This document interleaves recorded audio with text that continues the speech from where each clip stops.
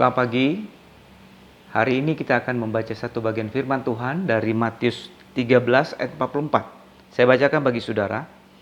Hal kerajaan surga itu seumpama harta yang terpendam di ladang, yang ditemukan orang lalu dipendamkannya lagi. Oleh sebab sukacitanya, pergilah ia menjual seluruh miliknya, lalu membeli ladang itu. Saudara, ini adalah satu perumpamaan yang Tuhan Yesus ceritakan tentang seorang yang menemukan harta yang terpendam dalam tanah, dalam sebuah ladang. Ketika dia menemukan bahwa ada harta yang terpendam di ladang itu, maka ia lalu menguburkan kembali harta yang terpendam itu, lalu kemudian dia menjual seluruh hartanya agar dia dapat membeli ladang di mana terdapat harta terpendam itu. Nah, saudara, apakah arti dari perumpamaan ini dan siapakah yang dimaksud dengan harta yang terpendam itu? Saudara, harta yang terpendam itu tidak lain adalah diri Yesus sendiri, ya, dan segala harta rohani yang terdapat di dalam Kristus. Nah, dikatakan bahwa harta terpendam itu atau harta itu terpendam dalam arti Kristus seringkali tidak ditemukan atau tidak dikenali karena ia tersembunyi di dalam berita Injil yang sederhana. Ketika orang-orang meremehkan berita Injil itu, maka mereka tidak menemukan harta terpendam itu, yaitu Kristus sendiri. Tapi ketika orang menaruh perhatian yang sungguh terhadap kebenaran Injil dan menggali kebenaran di dalam firman Tuhan yang diberitakan, maka dia akan menemukan harta yang terpendam itu, yaitu kekayaan yang ada di dalam Kristus sendiri, yaitu harta sorgawi. Saudara, apakah makna dari perumpamaan ini? Saudara, perumpamaan ini mengajarkan kita bahwa orang yang telah melihat kemuliaan Injil, orang yang sudah melihat dan menemukan Yesus sendiri dalam hidupnya, maka dia akan rela melepaskan segala sesuatu untuk mengikut Yesus. Saudara, Alkitab memang dengan jelas mengatakan bahwa tidak ada sesuatu yang bisa kita berikan untuk membeli keselamatan. Karena keselamatan itu karena anugerah pemberian Tuhan semata-mata, bukan karena usaha kita.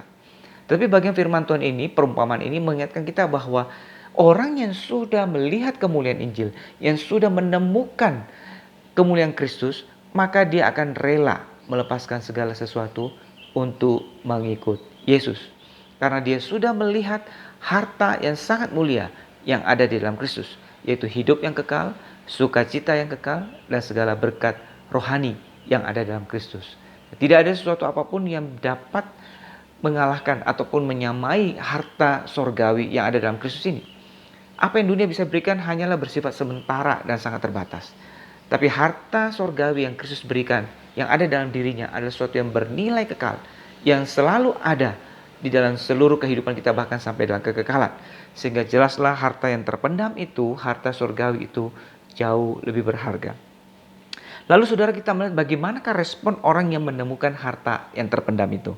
Saudara, dikatakan bahwa dia menjual seluruh hartanya untuk dapat membeli ladang tersebut supaya dia bisa menemukan atau memiliki harta terpendam yang ada di dalam ladang tersebut.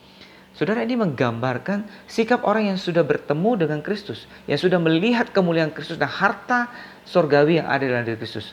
Maka dia pun rela melepaskan segala sesuatu untuk bisa mengikuti Yesus. Saudara, pertanyaannya bagi kita adalah, siapkah kita untuk melepaskan segala sesuatu untuk mengikuti Yesus? Siapkah saudara untuk melepaskan hidup yang lama untuk dapat mengikuti Yesus dengan segenap hati? Saudara, kita dipanggil untuk menjadi serupa dengan Yesus dalam kehidupan kita sebagai anak Tuhan.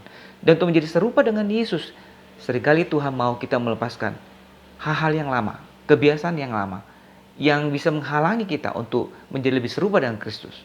Harus ada kerelaan, kesediaan untuk melepaskan segala sesuatu yang diminta oleh Tuhan untuk kita lepaskan, supaya kita bisa menjadi lebih serupa dengan Kristus dan menjadi selaras dengan karakter Kristus.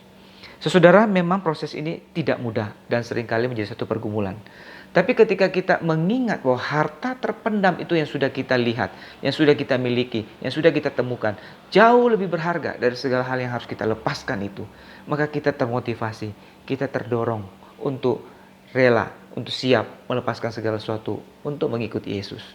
Harta sejati itu, harta yang kekal itu. Saudara, biarlah kita selalu boleh mengingat bahwa kita sudah memiliki harta terpendam itu, harta yang paling berharga itu, sehingga kita rela melepaskan segala sesuatu yang diminta oleh Tuhan untuk boleh menjadi pengikut Yesus, untuk boleh menjadi lebih serupa dengan Kristus dalam kehidupan kita. Kiranya Tuhan memberkati kita dengan sukacita di dalam mengikut Yesus. Amin.